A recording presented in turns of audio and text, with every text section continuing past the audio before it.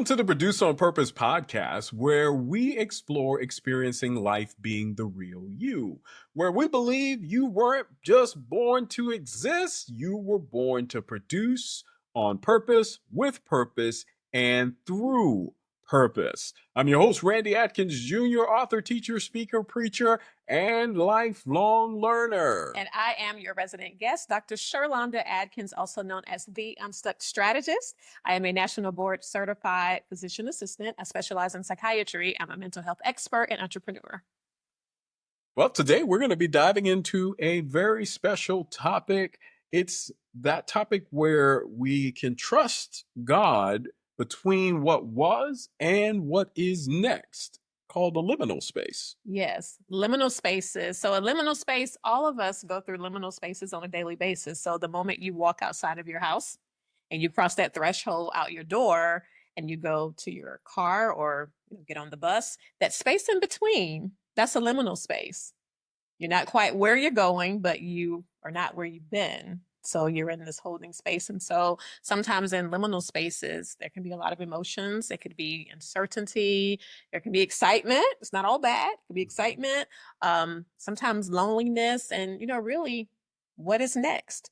Right. And so it's the in between. You're in an awkward place. You're in a place that you quite may not know. It's a place where you might be actually being stretched and saying, hey, what is next at this moment? So we're calling this episode Liminal Space because we want you to know something right now and be up front and clear. This is not a detour, but it is something that is by design in your life, that we all run into these liminal spaces. You want to share a little bit about how we actually went on a trip that talked about a liminal space? Yeah. So this time last year, actually, as our youngest daughter was preparing to start her senior year of high school, we recognized that, whoa, this feels really different. We're getting ready to embark on, we don't say empty nest, but the final stages of bird launching. Mm-hmm. And to hold true to doing things with intentionality, as we were planning our summer vacation, the two of us, we decided to go to Panama. We had never been to Panama before. So that was first and foremost because we like to visit new places. And then secondly, Panama is like a geographical liminal space. It's an isthmus, which is a small strip of land that connects to larger pieces of land. So you have North America and South America, and then you have Panama right there in the middle. And then it also has two great big oceans on either side of it. And we actually had a really cool opportunity to go to the Panama Canal and see a ship. I think it was coming from the Atlantic side and then going over to the Pacific side. And that was a sight to behold. And so, that represented like actually standing on soil that was a liminal space. And liminal spaces is quite common. Michael Jackson sang about them. Did you know that? Did he? Yeah, he sang about being stuck in liminal spaces. Listen to this. You got to be starting something. It's too high to get over. It's too low to get under. You're stuck in the middle.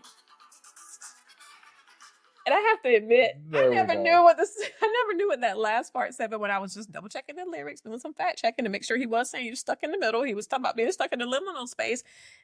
And at the end, he said, and the pain is thunder. And we're actually recording this, and I just heard thunder outside. Yeah, there we go. The pain can be thunder, and that means it's boisterous, it's loud, and you're in this middle liminal space in your life. And what I'll do is I'll go into the scripture for this particular episode, and then we're going to talk more about what the liminal spaces are, and then move into some ways that we can begin to deal with that. So the scripture today is going to come from Romans, the 12th chapter in the 2nd verse, and it says, "Do not be conformed to this world, but be transformed by the renewing of your mind, that you may prove what is that good and acceptable and perfect will of God." Many days, many times we find ourselves being conformed to different things, whether it's societal pressures, what we call norms. Sometimes they are spoken, sometimes they are not spoken. And the scripture is encouraging us to be renewed in our mind all the time, that we're transformed. And that is important for us in the liminal space to understand that we are being transformed, not that we are to continue to conform to the ways that we may have done things in the past. And so no longer am I in the past, but I'm going on to what's next, Mhm. but I'm not quite there yet. It's almost like I'm in a hallway. I'm not to that next door yet, but I can see what's behind me, but I'm not there yet. And so I'm in that liminal space. Yeah. And the liminal spaces can, when you talked about a hallway, I immediately thought about like being in middle school and being excused to go to the bathroom and walking out and everything's still. It's almost like, creepy to be in a place where you normally see people and there's hustle and bustle and then there's the stillness. It reminds me of the pandemic during the quarantine part of the pandemic. Yeah. And we would drive, we'd go downtown and there was no one out, there were no cars. It was not natural. And I can remember feeling so many different emotions during that time. And so liminal spaces can represent changes in jobs, it could be relationships. Oftentimes we think about death when we lose a loved one, and sometimes it's a death of maybe a friendship or a relationship, and it's no longer, and you haven't figured out what life looks like. And so there's this in between space. It could also be moving. It could be moving to a different city or moving to a different country, but any change, and that's what our season we're talking about, navigating changes. When we go through changes, there's always going to be a liminal space. And navigating these transitions can be an interesting place because there are emotions that are tied to that. There's can sometimes be just this high level of uncertainty of not understanding what is next. And even if you have done something in the past, that you may be called to do something completely different Mm-hmm. in this new season that you are moving into. And so as we move into these liminal spaces, it's definitely something that we have to process, we have to begin to go through, because I think one of the easiest things to do is to try to attach to something from your past. Yeah. And that's how people can get stuck. And so, as the unstuck strategist, Mhm. with this episode, I want to take some time and walk through the unstuck framework. And so, for those of you who are listening who may be in one or two liminal spaces, because when life is nice and packaged neatly, we may be going through one transition at a time, but often life is messy and unpredictable. So we may have a few liminal spaces that we are in. So as you're listening to this, I want you to think about where you are. What threshold have you already crossed? And when you look back, you know that no longer represents who you are or where you are, but you haven't quite figured out where that next step is. So, shall we go ahead and dive in? Let's jump in. All right, so Unstuck is an acronym. And these are the steps, not necessarily in this particular order, but these are all strategies that you need to consider when you're wanting to get unstuck, when you want to move from one space to the next. So I'll start with the U, and that's where we're going to focus most of our attention today. But the U stands for unlearning your definition of success. Wow. To be able to unlearn the definition of success. Mm-hmm. Gosh, it kind of almost takes me back to, where I was when I was little. So it'll be interesting to hear what you have to say about this. Yeah, so unlearning the definition of success, this is always going to be the first step. Everything else, it might be a mix depending on where you are, but it always starts with you being able to define what success looks like for you. You create the metrics for success, because most of the time, what we think about success, it's been kind of fed to us from what we've seen on TV, what we've seen in our families, what we've seen in our culture. And it doesn't necessarily mean it aligns with who we are. You think about children. So children learn through modeling. Even before children get all of their vocabulary, they'll do something. Like, how many little kids love to pretend they're vacuuming or pretend they're taking care of babies because that's what they see. So we're like children going through this world. We emulate a lot of things that we see, even if they don't make sense, even if the language doesn't even fit ours. So it's very easy for us to conform to this world. So that scripture you read earlier, where it says, don't be conformed to this world, but be transformed by the renewing of your mind, like all the time. So when you are unlearning the definition of success, you have to renew that in your mind constantly. So I'm going to ask you what your definition of success, or maybe there's a time in your life where you had to redefine success. For me, let me just close my eyes and I'm visualize with me for a moment. So this was, and I don't even know where this came from, but when I was younger, probably somewhere in my early teens, maybe 12 or 13, this is the vision that I had for my successful life. I was going to be dressed in the sharp pantsuit with heels on, probably like Claire Huxtable, with my briefcase in my hand, walking into the building, pressing the button for the elevator, riding up to the 100th floor, getting off, going into my office that overlooks the city, sit down at my desk and do very important things. Oh, That was what success looked like for me. wow.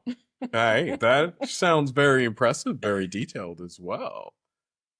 Yeah, I believe that my definition of success had to do with driving a really fast car and making sure that I had a very big house, Mm. lots of money where I could just go out and have fun. And more than likely, I was probably flying on some private jet from place to place, doing important things. And I don't know if I had on a three-piece suit or not, but maybe that's what it was at the time.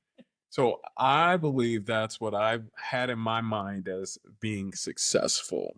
Mm. So it's interesting. I wonder where we got these pictures from. I'm sure for me, it was mostly the media because when I think back to whenever this image started to gel in my mind, I don't think I knew any women that lived that life. I mean, I grew up in Spartanburg, South Carolina. We didn't even have any buildings that went up to the 100th floor. So I don't know where that came from. Yeah. But we're going to come back to that. This is where we're going to spend our time. But I want to go ahead and mention the rest of the acronym. So unlearning the definition of success. So you redefining what success looks like. And then the N stands for nurturing your soul. Mm. Oftentimes in our busy society, we're just, like hustle bustle, and we don't really take time to do things that feed our soul. And that's very important. And that's part of being unstuck because you can just run and run through life. And at some point, you're going to give up and you're going to run out of gas. So it is important to nurture your soul. And then the S stands for stating what you want. That talks about clarity. Hmm. You have to be able to get clear on what it is you want. That's your direction, that's your compass. And that goes hand in hand with redefining success. And then once you get clear on what you want, once you state what you want, the T stands for taking a step. So that's the action, because we can have it all in our minds. We can have that clarity and you can sit right there with that clarity and not do anything, but you do have to take some step forward in order to move through a liminal space. The U stands for understanding the impact of your emotions. Hmm. Ooh, emotions sometimes sounds like a curse word because a lot of people don't want to stop and talk about emotions, Mm. and feelings, but they are important. And I think sometimes it's not so much that people don't want to dive into their emotions, but they haven't been taught how to properly do it. Yeah. And then the C is for collaborating. Sometimes, we want to just take it and do things by ourselves. But if we want to be more impactful, if we want to be expansive, and we want to have reach, collaborating with people who are doing similar things, whose missions align with yours. And then it also helps you become smarter. Like, none of us know everything, but if you can surround yourself with people who have expertise in complementary areas, it's just beautiful. It's just a beautiful synergy that occurs. And then the K stands for creativity, spelled with a K because we can. And that's the essence of who you are. That's being able to give your gift to the world, but do it in a way that only you can. So you have a creative edge to you. So that's the framework for getting unstuck. And so I love helping people walk through that framework. And everybody's life is different. And if you can define what success looks like for you, it's probably going to look different from somebody else's. So everybody has a different roadmap or a blueprint. Hmm. But for today, like I said, getting through liminal spaces, sometimes you're going to have to redefine what success looks like in order for you to move to the next step. Yeah, so as we're navigating these transitions, we're in liminal spaces. We need to be able to start to redefine those things in our lives and redefine maybe those images that we have and what success really means. So, do we start off with trying to define success for ourselves? Where do we start? Yeah, absolutely. You have to define it for yourself because you will always work harder when you're working towards something that you believe in. When you're working towards something that you have formulated from the inside out, as opposed to something that has been presented to you because it's not yours. It's not authentic to who you are.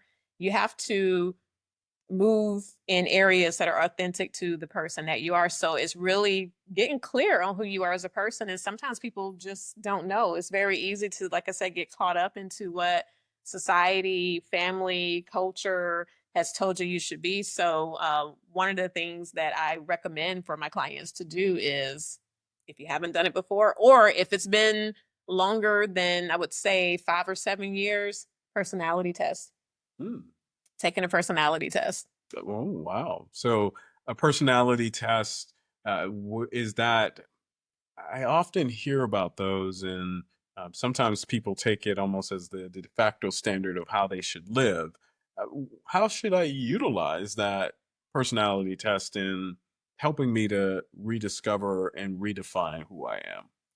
Well, my disclaimer with any test, whether it's a personality test or a spiritual gifts test, is that we are all unique. Like, none of us have even the same fingerprint. So we're all unique.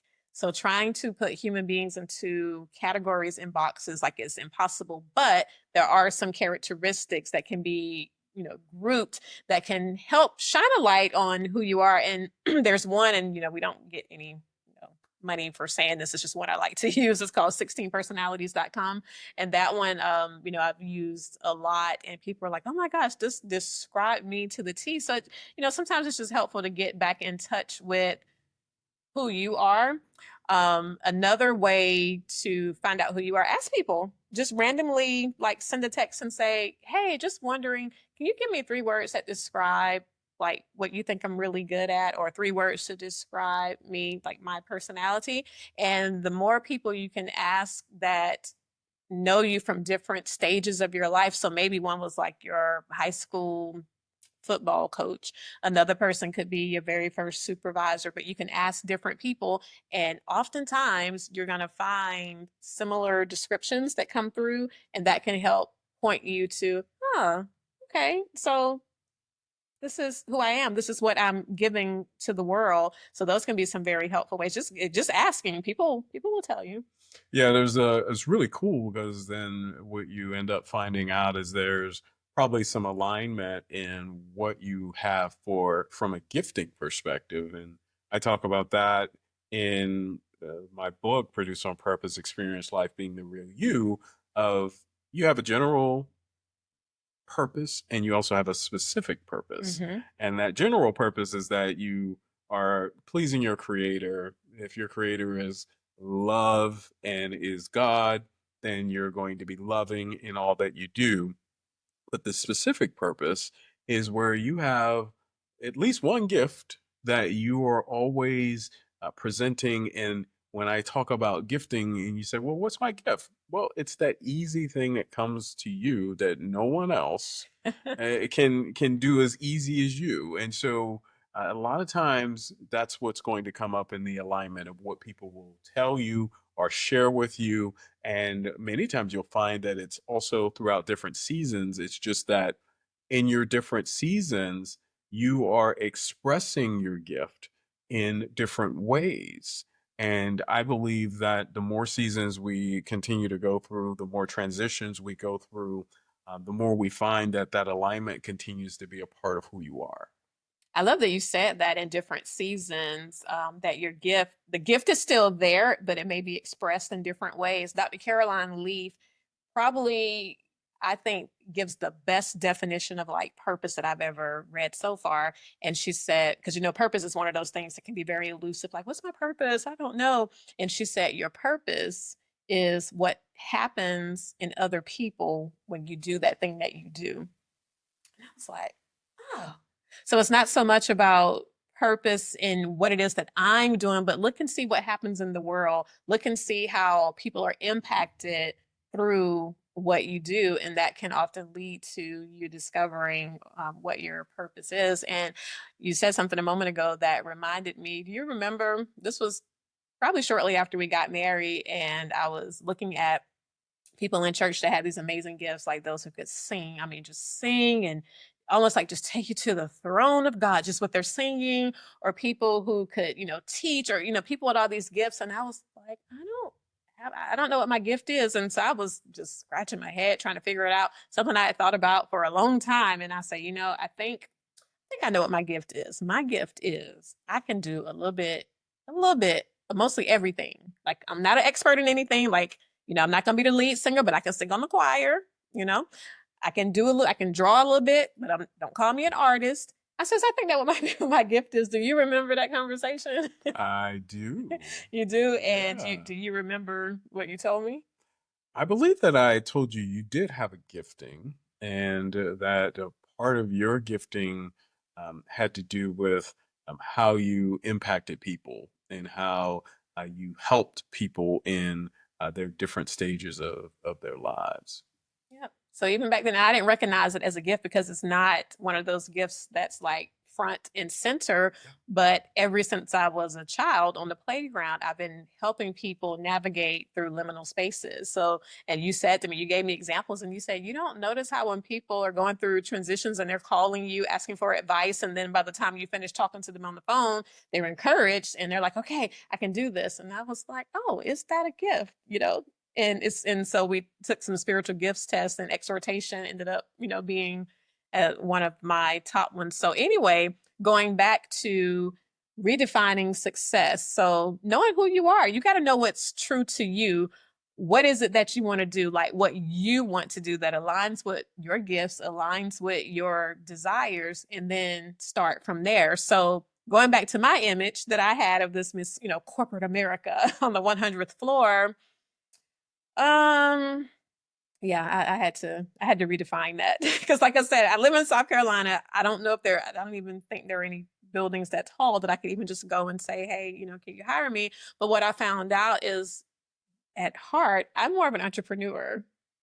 I tend to, and not saying that because I have worked, in corporate before, but I tend to see needs and then start coming up with ideas for how I can meet needs. So it's more of like an entrepreneurial type spirit. I value flexibility. I love freedom of my schedule. I love building in white space on my calendar. So all the things that point to being an entrepreneur.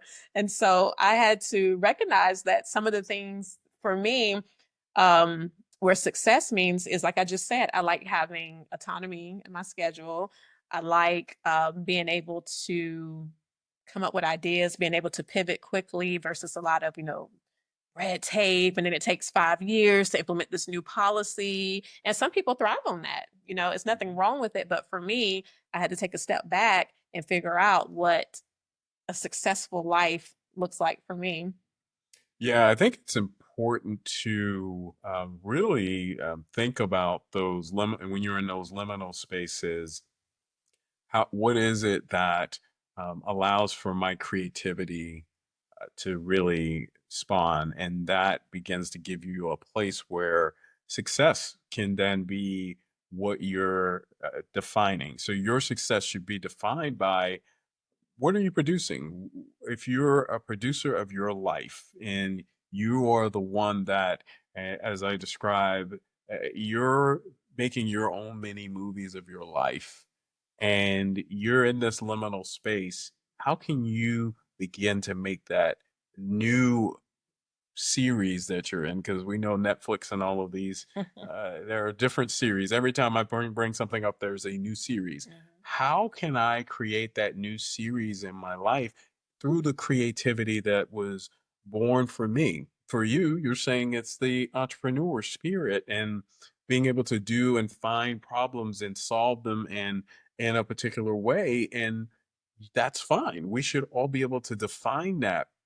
And I think the liminal spaces give us a time to take a step back and stop for a moment to sometimes be able to say, can I be able to define what that is in my life and what this new season is supposed to look like? How can I bring about this place where I have success? What does the success really defined in my life look like? And being able to have the impact that you need in that time, you find that gifting, you find that place where you really fit. And in that moment, you begin to become more clear. I was just reading today a part that said obedience is what comes prior to clarity.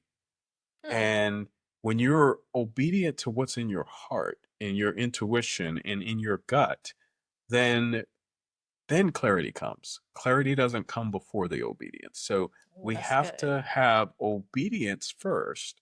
And I believe then you begin to put together pieces of what success might look like and be for you. And I think being able to be in touch with that and being able to understand that and being able to really say, all right, I'm going to embrace the liminal space. I'm going to embrace this in between part of my life. And I'm going to allow that to really be a space where I'm going to learn more about myself. And, we all have a good remembrance of the pandemic and how the pandemic kind of brought the entire world to a stop. But in many of our cases, it also brought our worlds to a stop. And I remember those days being in a place of, is there something else I'm supposed to be doing at this moment? And in that liminal space, I found creativity from encouragement from you, which you used your gift to say, you've been talking about writing this book for ever. For umpteen years. And come on, we're going to do this. And I did find creativity in that moment. And it was a liminal space to start, and then that's why I'm an author of a published book. Yeah. There we go. Yes, you are. So good things can come out of liminal spaces. And so you had to redefine. There was some redefinition and really just sometimes when things come to a standstill, that's why I go back to that nurturing your soul, why it's so important, because sometimes you are forced to sit, just sit with yourself and not be distracted, and solutions can come about. I want to shift gears a little bit here. Still talking about redefining success, but in terms of relationships. So we're in this transition now where we have all adult children, and it's different. It's different when they were younger. They were all under our roof. So we have, at least I always say it's kind of like a false sense of protection, but they're all under our roof. So we know where they are at night. Yep. And everybody's sleeping in their bed, everybody's safe. If they need anything, they can come to us. And even if they don't, we can kind of lay eyes on them and tell if something's going on. Well, in this liminal space, of parenting, two of them, we've already, I think, kind of gotten a taste of what it's like. They're living on their own. They're not under our roof, at night. But how do you start to redefine what success as a parent looks like when your role shifts in their lives? So a lot of people may be listening, and some are saying, "Oh yeah, been there, done that. Haha, y'all, welcome, welcome, welcome to the club. You'll be okay."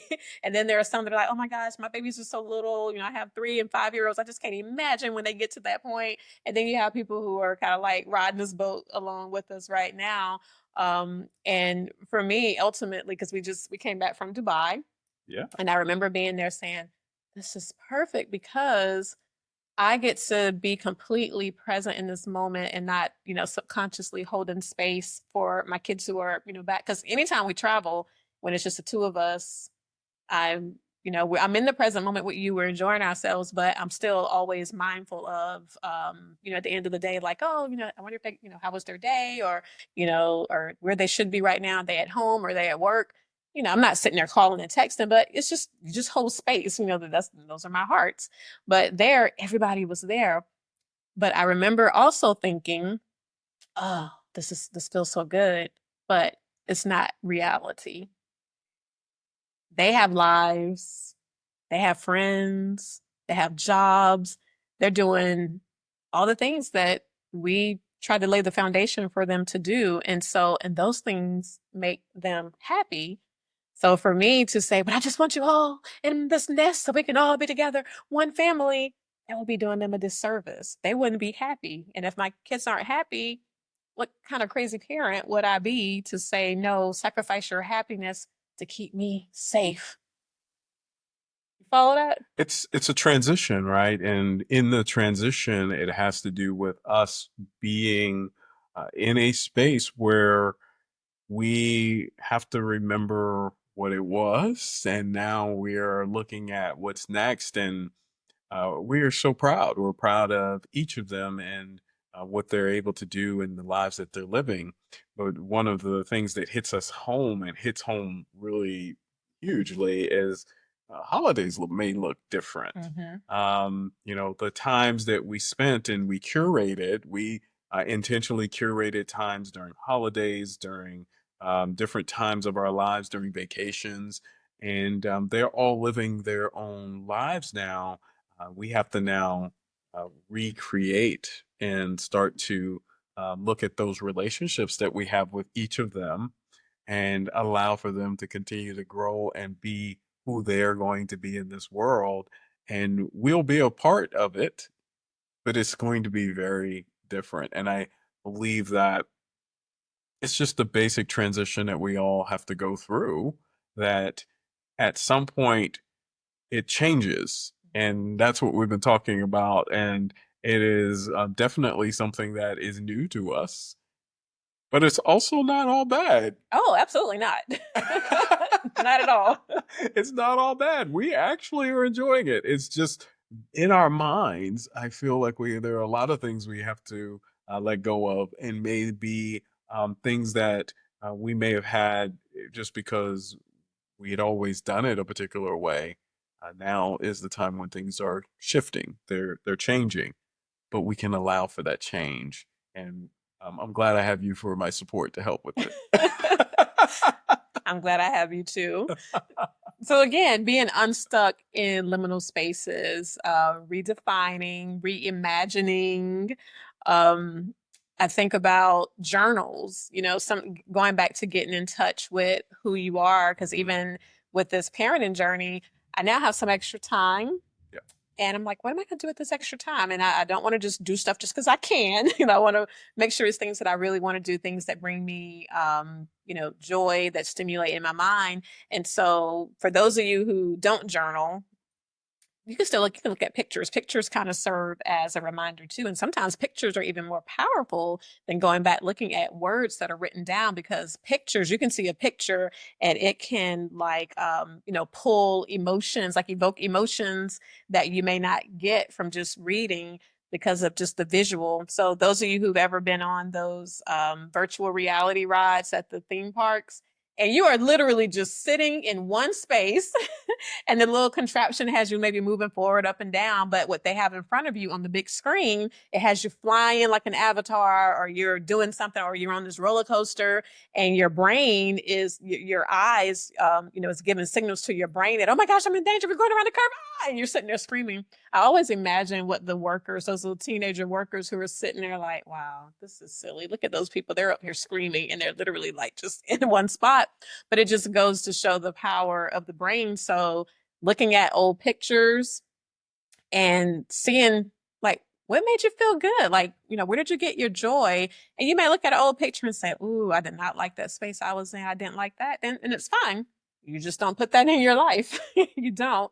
And one last thing I just want to say, I know we have to wrap up and finish when talking about liminal spaces. We hit some of the big ones like, parenting and, jobs or careers and doing shifts. But, what about when we lose people, whether it's through death or whether it's through, because death can be hard, but sometimes it can be really difficult to lose someone who's still on this earth. Hmm.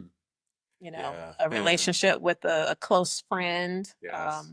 or a family member, a significant other. Right. And these relationships change depending on sometimes changes that we all have. Sometimes it's not a particular person's fault or another. Sometimes we may find ourselves looking for fault or blame in those situations, but it is just a transition that has to occur. And there are many stages of that that we all have to be able to get to where you can finally get to a place where you accept that things are different and things are no longer going to be the same as they were. And even if the relationship is reignited or you come back, you are two different people and it is going to be different. And I believe that that is something that we all have to keep in mind that nothing stays the same in this world. In fact, change is inevitable. Change will happen and occur whether or not we are participants in it and we intentionally do it, or we are aware of it or not aware of it. It change is happening anyways. Otherwise, I'd still have hair on my head and I wouldn't have gray in my beard. So those are things that I think if we continue to remember as we're in these liminal spaces that change is going to occur. And sometimes when it comes to loss, whether it's somebody that is no longer here or someone is here, that we need to allow for ourselves to make that transition. And there is no time limit. Yeah, that's important. There is no time limit. So going through liminal spaces can it's not linear. I feel like when we're talking about it, the vision that may come to mind is like, oh, you start here and then you just go straight ahead, 10 steps, and then you're out. But it could be 2 steps forward, 4 steps back, 2 steps up, 5 steps down, flat on your back, jumping up and down. It can be a lot of motion, or it could be just stagnation as well. And Right. that's where we get the stuck. But I wanted to say that because I spend a lot of time, whether it's patients or clients or even just my girlfriends, and we talk about shifts in relationships, and it's very difficult sometimes having to reimagine life, having to set new routines, in some cases, having to find different forms of resources, whether it's financial resources or maybe somebody was providing a place for you to stay or even transportation, cooking your meals. So there's just so many, different things that can occur, particularly with the loss of a relationship. But I know it's a lot, but I think Yes. we're about The to. liminal spaces are definitely something not to be afraid of. And we must remember that in those liminal spaces, you brought up a lot of different things that we can do, but understanding and defining and redefining what success is in our lives, making sure we take in a moment and really journal whether it's going to be when as you were saying that I was like we learn to teach when we teach that there are multiple types of learners. There are learners that are visual learners, auditory learners, the kinesthetic, the ones that want to touch and feel things, and sometimes there are learners that are taste and smell. Whatever your learning process is, you want to utilize your journal to if it's writing, write in all of those particular areas and how does it taste, how does it feel, how does it look, what is it. If it's pictures, sometimes pictures can evoke all of those items in your thought processes. So as we are moving through those liminal spaces, we want to define those, and then you can look back and you can see that in that liminal space God is still working, Mhm. that in the liminal space there's still movement happening. Yes. In the liminal space, there is something that is still moving forward in your life, even if it looks like you might be stuck. Absolutely. Just like the seeds, that's a liminal space. Yeah. And you don't see when something's growing and the roots are starting to sprout, but then when it peeks its head up above the earth, then you're like, okay, something happened. So to anyone who's listening, life is sometimes can be challenging when we're going through liminal spaces. But if you find yourself not being able to function on a daily basis, and when I say function, being able to take care of yourself. So if it's extremely difficult for you to work, if you're finding that you're having problems interacting with people, it's extremely difficult to get yourself out of the bed. If you find yourself having to self-medicate, whether that's with alcohol, or coffee, because coffee is a chemical that, anything that Yeah. changes your brain chemistry, that's considered a substance. But if you're finding that you need so much to get started, or you need something to wind you down, if you're noticing problems with sleep, either just wanting to sleep and not feel rested, or you're not able to sleep and you feel like your mind's always going, or if your anxiety is prohibiting you from being able to function, don't suffer in these liminal spaces by yourself. Get some help. It can be as simple as going to your primary care provider and explaining to them what you're going through, and they can help you, or they can refer you to a psychiatric provider, or they can refer you to a therapist. But a lot of these things that we go through, we've never been through before. And so there's no playbook. And even if you have been through it before, circumstances may be different. The world in which we live may be different. You may have I'm a middle-aged woman now, so your hormones may be different. So there's so many different layers that can impact your ability to be resilient and make it through something. So don't suffer by yourself. Get connected with a professional who can help you get Yeah. to the other side. Do we have a card for this episode from the Unstuck card deck? Ah, yes. I thought you used like a card. I was like, oh, got a card, face card. Uh, Yeah. And so as I leave at the end of every episode as the resident guest, I like to pull a card from the Unstuck card deck. And this is the Inner Journey edition. So there are 3 cards. There's an ask, an affirm, and an act. So I think last time we had an affirm, like an affirmation. So let's see what we pull today. Oh, this is an ask. It's an ask. And it says, oh, it's fruition. Have I paused lately to reflect on the parts of my life I'm currently living that used to be a dream? mm, That is so appropriate for, I just talked about the vision that I had when I was a young girl, the dream that I had. And so this card is saying, fruition. Have I yes. paused lately to reflect on the parts of my life I'm currently living that used to be a dream? So that's a good question. I hope you all can reflect on that. And for myself, yeah, I think about some parts of my life I'm living it. Definitely, it's not even things that I dreamed of. I didn't even see those things being possible for myself. And so it's just amazing. Still don't have that office on the 100th floor, but it's okay. I don't even want it. I don't even want it. Hey, I got the fast card. You did get the fast car.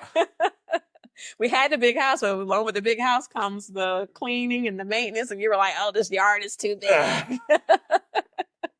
So we are so grateful that you took the time to be with us on this episode. And just remember in those liminal spaces that God is with you every step of the way.